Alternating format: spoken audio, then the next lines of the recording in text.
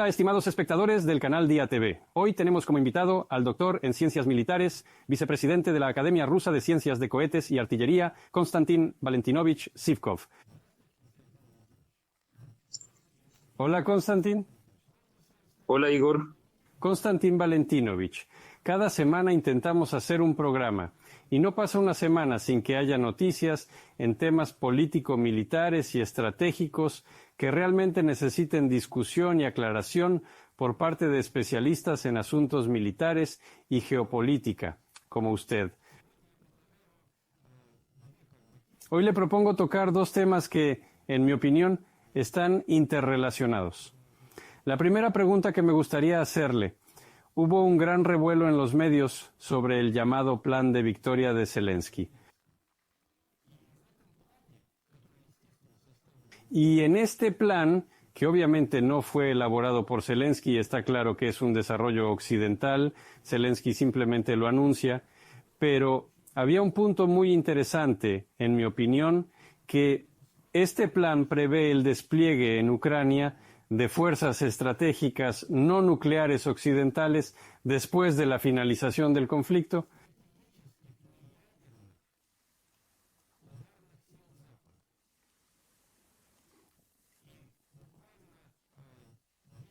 Y literalmente hace 1 o 2 días ya funcionarios británicos y franceses expresaron su apoyo a esto. Es decir, primero lo desarrollan en Occidente, supuestamente por Zelensky, y luego estas dos potencias líderes de la OTAN ya han expresado que tales fuerzas deben desplegarse en Ucrania.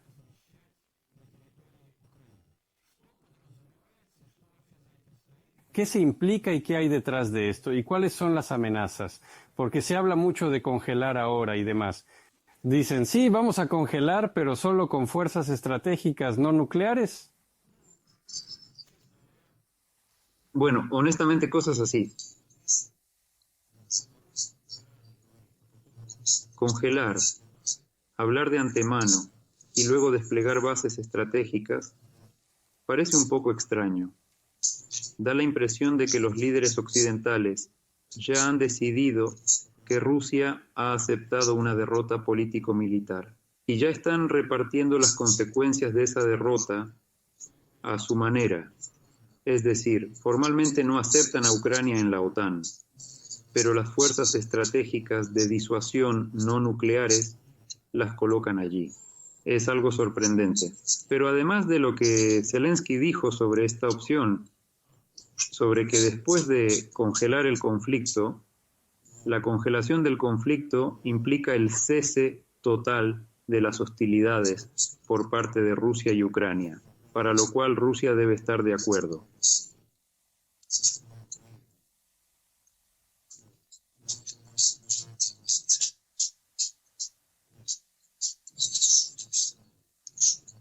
Hay otro escenario, otro plan del que también habló Zelensky y sus colaboradores.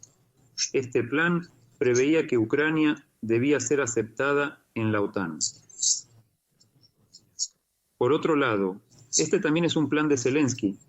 Zelensky dijo que la alternativa a no aceptar a Ucrania en la OTAN es que Ucrania adquiera armas nucleares, que supuestamente Ucrania ya tiene. Bueno, no las tiene, pero en cualquier caso todo está listo para hacerlo en una semana. En una semana, bueno, 2 semanas. Bueno, empecemos por el hecho de que en los últimos años, desde el colapso del régimen de Yanukovych, el potencial ucraniano en el ámbito científico se ha perdido considerablemente. Aunque los expertos dicen que Ucrania, en principio, puede crear armas nucleares. Bueno, había ricas escuelas científicas, todo estaba allí. ¿Estaba? Esta palabra es, difícilmente hemos destruido todo. Algo queda, pero las capacidades industriales para crear armas nucleares aún se necesitan. La maquinaria para enriquecer uranio. Se necesita uranio, hay mineral de uranio, pero se necesita la capacidad de enriquecer uranio. En segundo lugar, se necesita crear el equipo que asegure la realización de esta bomba nuclear. Es decir, aquí la pregunta es si podrán hacerlo, es grande. O tal vez solo es apariencia, supuestamente lo hicieron, pero se los proporcionaron. Lo más probable es que se trate de que crear una bomba nuclear en 1 o 2 semanas, como dice Zelensky, no pueden. En 1 o 2 semanas, incluso un mes, solo pueden ser proporcionadas bombas nucleares de fabricación estadounidense desde el continente europeo con base en Ramstein. Es decir, en resumen, la primera opción es la bomba nuclear.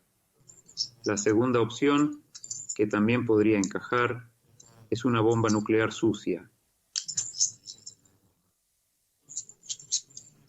Es decir, simplemente la dispersión de desechos radiactivos sobre una zona determinada, con una explosión, por supuesto.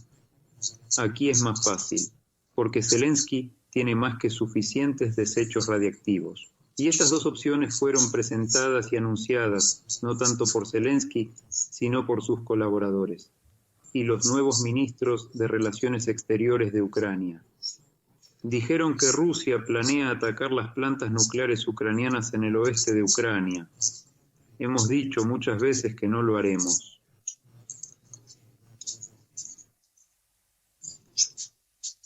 Pero que esto puede ser organizado por la misma Ucrania, usando los mismos misiles Storm Shadow, bueno, no Ucrania, sino los supervisores de Ucrania, o incluso la misma Ucrania usando el mismo sistema de misiles Al-K o el sistema de misiles Tochka-U que tienen, ya que Al-K es un misil de largo alcance, para declarar que este misil fue lanzado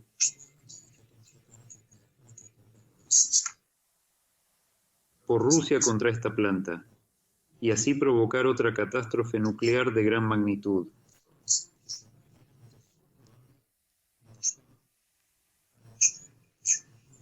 Además, entendemos perfectamente que este ataque puede combinarse con la iniciación simultánea de procesos explosivos especiales en el mismo reactor nuclear, como ocurrió en Chernobyl, para que explote, ocurra una explosión térmica del reactor.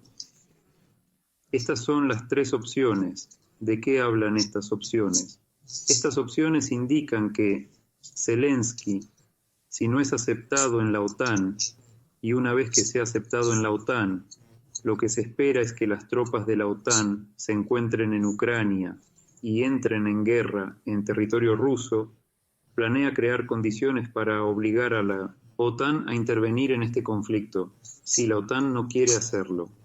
¿Cuáles son estas opciones? Primera opción, explosión nuclear. Una explosión nuclear, en general, no importa dónde, en el territorio de Ucrania, ya sea contra las tropas rusas o en algunas otras regiones adyacentes controladas por Ucrania. En cualquier caso, el sonido nuclear se atribuye a Rusia y luego se utiliza como base para levantar una histeria de que Rusia ha usado armas nucleares. Esta es la situación. Además, se puede referir a una gran cantidad de nuestros asustadores. Ellos prometieron asustar. Sí. Hay tantas citas que se pueden recoger. Por supuesto. Y entonces esto podría ser una base significativa para la intervención de la OTAN en este conflicto. Además, será un hecho de presión sobre las élites políticas de Europa. Y un fuerte as en manos de estas élites respecto a sus pueblos, para que acepten iniciar una guerra con Rusia, y deben comenzar la guerra. Pero un factor de presión aún más serio podría ser precisamente esta bomba sucia. Esta bomba sucia podría ser utilizada nuevamente en las regiones occidentales. De nuevo se dirá que fue hecho por Rusia. Por ejemplo, se dirá que Rusia atacó depósitos de residuos radiactivos, plantas nucleares, y que una nube radiactiva se dirigió hacia Europa. Un ataque a una planta nuclear, como mencioné, simularía una explosión térmica, generando una gran nube radiactiva que se dirigiría hacia Europa, específicamente a la planta nuclear de Jomelnitsky. En este escenario, el golpe afectará a Polonia, Chequia, Eslovaquia y en parte a Hungría. Son lugares muy pequeños, áreas, en Alemania, y en tales condiciones también surgirá la cuestión de que Occidente entre en guerra en condiciones en las que, de hecho, Rusia ha lanzado un ataque nuclear en forma de precipitaciones radiactivas en el territorio de Europa.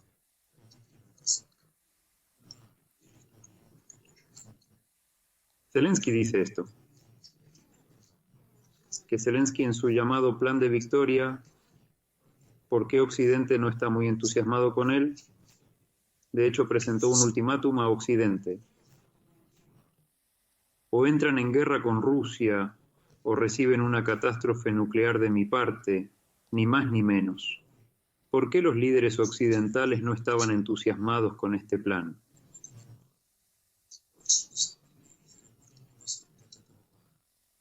Y en este contexto siguió una declaración muy interesante de que Biden, después de hablar con Macron y el ministro británico, declaró que se podría comenzar el proceso de aceptación de Ucrania en la OTAN.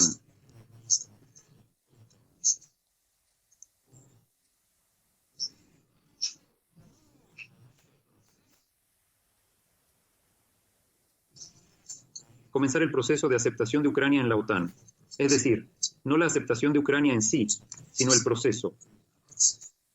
Es decir, en pocas palabras, prefieren que Ucrania entre en la OTAN, que simular la entrada de Ucrania en la OTAN, que recibir un ataque radiactivo de este mismo Zelensky loco.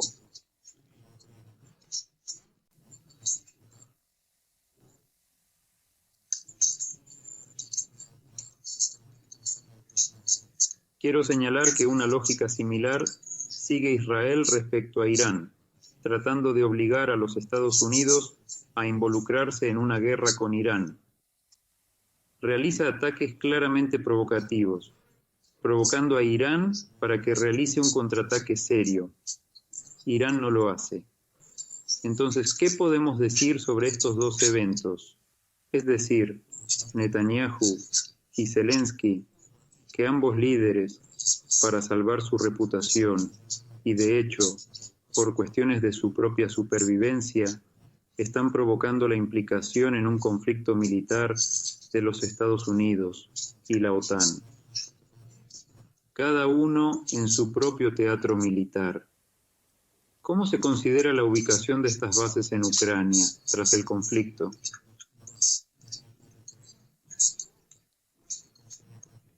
Esto podría ser, por un lado, un gesto de las élites occidentales hacia Zelensky, con el objetivo de calmarlo en cierta medida, porque no puedo explicarlo de otra manera.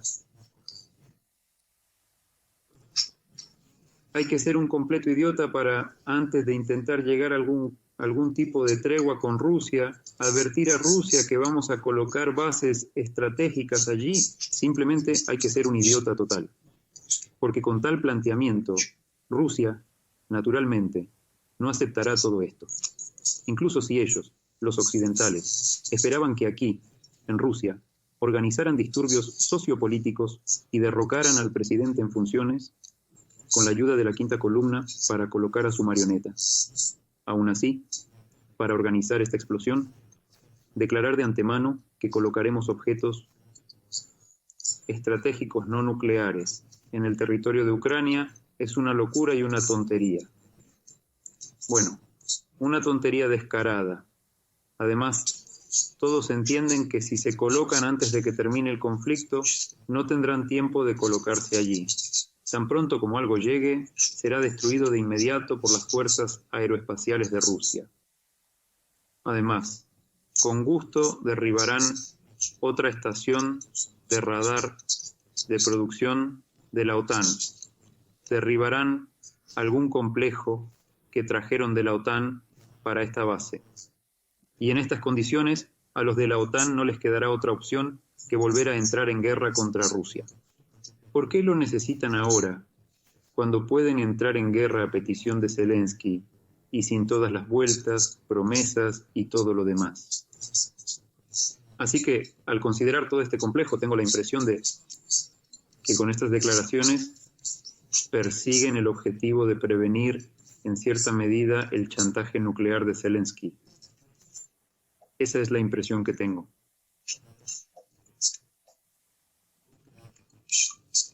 Alexander Valentinovich, ¿no le da demasiada autonomía? Solo lo une a Netanyahu la etnicidad. Las posibilidades de Netanyahu sí son colosales para involucrar a los Estados Unidos. ¿No le parece que detrás de todo esto en Ucrania están precisamente los Estados Unidos para no involucrar a la OTAN? Y para involucrar a los europeos en este conflicto, supuestamente lo hizo el loco e incontrolable Zelensky, porque Biden siempre dijo que no planeamos luchar con Rusia. Y la OTAN no va a luchar. Todo eso está claro, pero se trata de bases británicas. Y Gran Bretaña es el eje Londres-Washington, es el eje anglosajón. Por eso, Gran Bretaña no quiere aparecer aquí, eso es lo primero. Y en segundo lugar, quiero decir que el asunto es que Zelensky, y ahora resulta... ¿Por qué ahora surgieron todas estas preguntas? En una situación de crisis, él habló de esto, le quedan 3 meses. Él mismo dijo 3 meses, ahora es aún menos. ¿Por qué? Porque Zelensky y su banda, aunque controlada por sus supervisores, entienden que si el apoyo de Occidente se debilita, será su fin, los destruirán.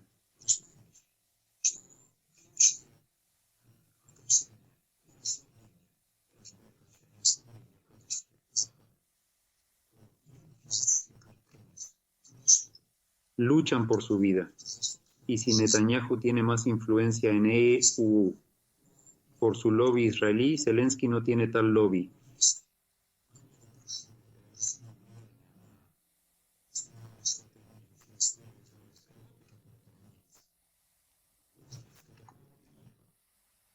Y no tiene otra opción, a diferencia de Netanyahu, que puede provocar a Irán con ataques precisos, esperando que el lobby israelí en EU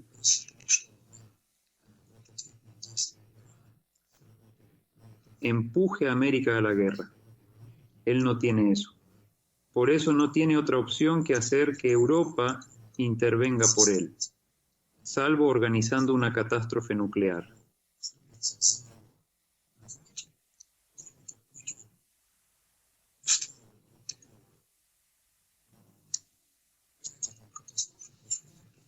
Hay otro matiz importante. Ahora ha salido la información de que Zelensky y su pandilla decidieron enviar al frente, ¿a quién crees? Empleados de los TCC, es decir, empleados de las oficinas de reclutamiento, aquellos que recogen estos restos del ejército ucraniano, de la población para el sacrificio. Parecería quién estará en su lugar. Pero hay una ley. Aprobaron una nueva ley hace poco, antes de decidir movilizar los TCC,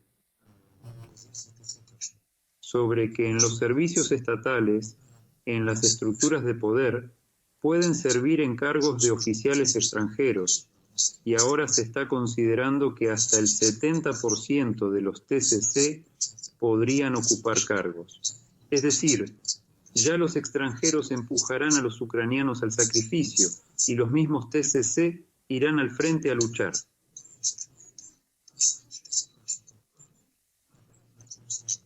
Eso es. Ya está ocurriendo esta integración con los europeos. Si los europeos aceptarán esto o no, es una gran pregunta, porque si aparecen empleados extranjeros, seguro que en Ucrania los empezarán a matar.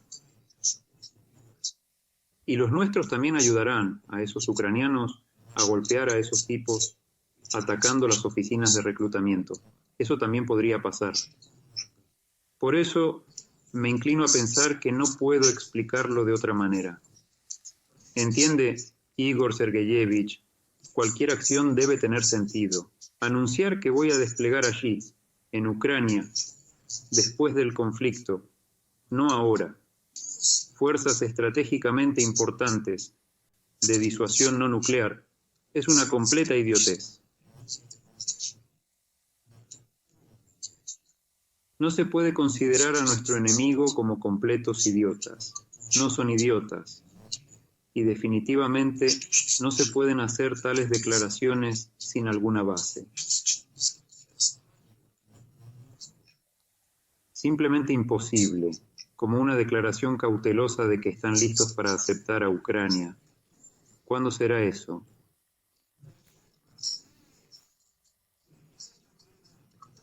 Y si será en absoluto. A Turquía la aceptaron en la UE, creo, en medio siglo.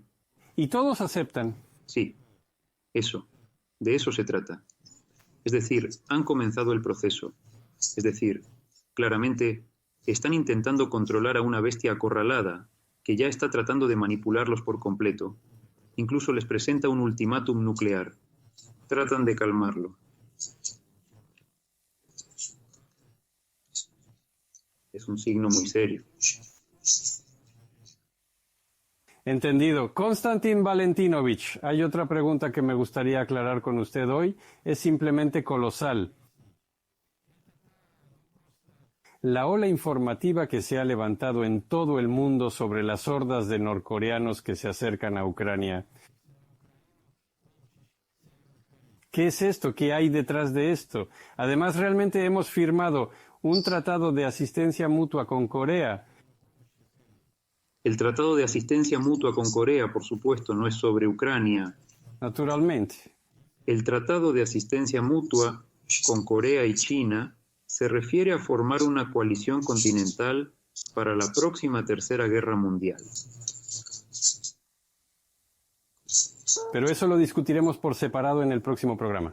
En la fase caliente de transición, por así decirlo, de la Tercera Guerra Mundial ya de híbrida, que lleva 2 años y medio, digamos, a una fase caliente clásica. Y allí ya se está formando, de eso hablaremos, la coalición oceánica. Resulta un fenómeno fenomenal, pura geopolítica refinada, cuando la coalición oceánica lucha contra la continental. Se está reuniendo. Por ahora aún no lucha. Bueno, de facto aún no lucha, pero se está preparando. Eso es otro tema. En cuanto a la RPDC, primero, ¿por qué hizo tanto escándalo? Para Occidente y los ucranianos es crucial demostrar que Corea del Norte ya ha comenzado a participar en la guerra del lado de Rusia. ¿Por qué es importante para ellos? Primero, para crear la percepción en la población de Europa Occidental de que no solo Rusia, aunque bárbara desde su punto de vista, está en guerra contra ellos, sino algo más. Pero el verdadero peligro, según ellos, son los soldados norcoreanos, que ya están en la frontera con Europa. Es una forma de consolidar a los europeos. Y es una forma, por supuesto, no para entrar en guerra, sino para que aprieten el cinturón y acepten el cambio de la industria de civil a militar. El problema es que tienen un enorme potencial económico, superior al nuestro. Varias veces los europeos superan el potencial ruso. Pero ese potencial está en el ámbito civil. Y para convertirlo en militar se necesitan muchas condiciones. Una de las condiciones más importantes es el consentimiento de la población para tal cambio, porque implicará la reducción de la producción de bienes de consumo y, como consecuencia, la reducción de programas sociales.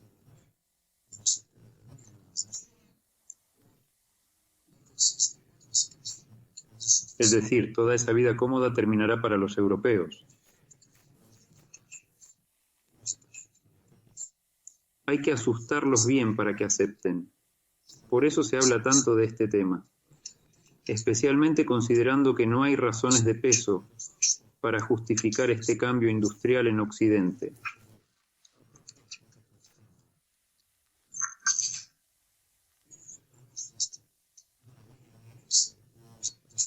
Además, hay que tener en cuenta que, dado el hambre energética y de recursos que Europa está experimentando, no solo tendrán que aceptar aumentar la producción militar, sino también transferir recursos del ámbito civil al de la reestructuración económica.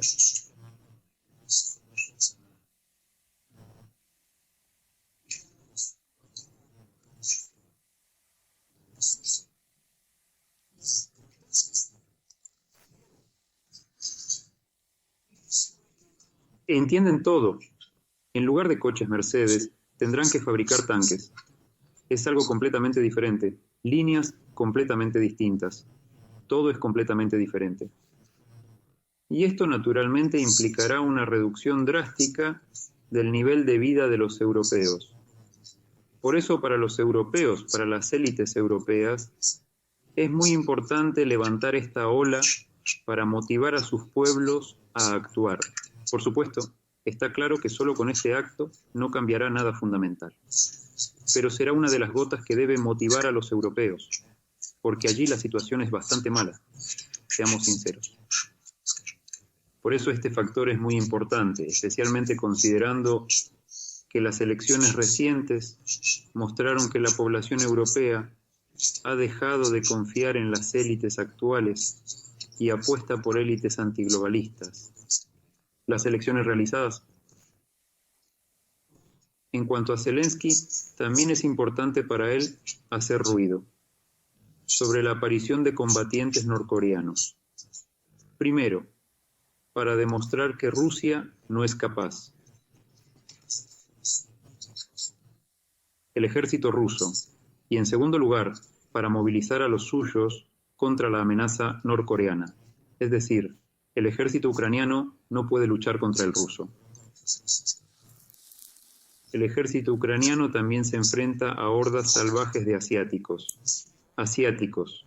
Por lo tanto, se necesita más movilización.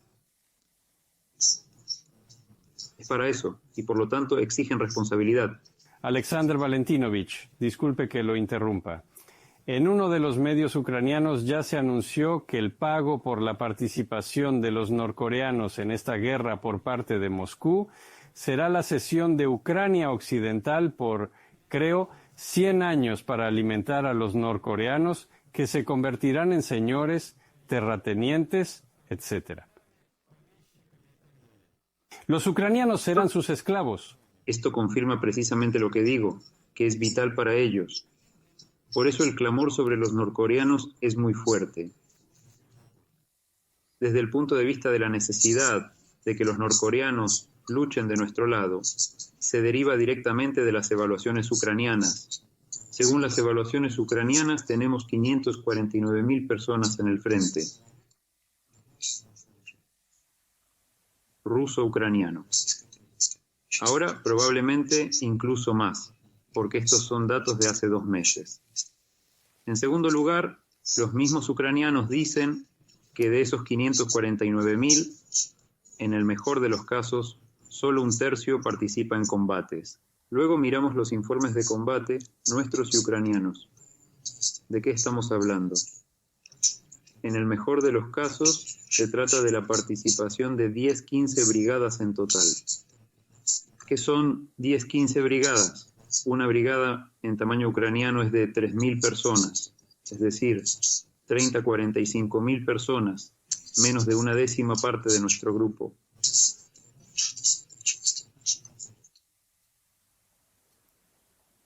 ¿Dónde está el lugar para los coreanos? No lo veo. Tenemos fuerzas de sobra.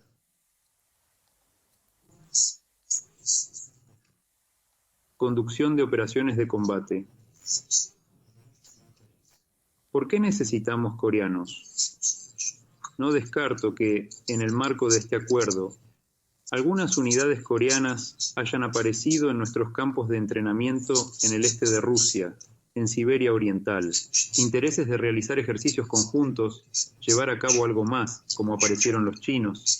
Recuerdo bien cuando se realizaron los ejercicios ruso-chinos, llegaron contingentes chinos y luego regresaron. ¿Cuántos provocadores tuvimos aquí gritando que los chinos ya habían tomado Siberia? Así fue, y publicaron fotos. Que tanques chinos avanzan por las carreteras siberianas.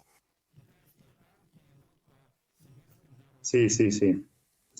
Son unos canallas provocadores. ¿Lo hicieron con mala intención o por estupidez? Son enemigos de Rusia. Ahora esos mismos enemigos de Rusia pueden gritar sobre Corea del Norte. Que nuestros soldados izaran la bandera coreana no implica la presencia de tropas coreanas. Lo veo como una burla. Se burlaban, exactamente. Se burlaban de los nazis. Eso es todo. Por eso, esa es la situación. Entendido. Gracias, Konstantin Valentinovich. Gracias por aclarar estos dos puntos principales, en mi opinión. La próxima semana continuaremos nuestra conversación, incluyendo sobre esos atlanticistas y continentalistas que planean enfrentarse. Y tal vez surja algo más. Ahora recuerdo a nuestros espectadores que en el aire de Día TV estuvo Konstantin Valentinovich Sivkov, doctor en ciencias militares, vicepresidente de la Academia Rusa de Ciencias de Cohetes y Artillería. Sí. Y al final del programa recuerdo la necesidad de su parte, estimados espectadores, de apoyar el canal Día TV. No es tan difícil.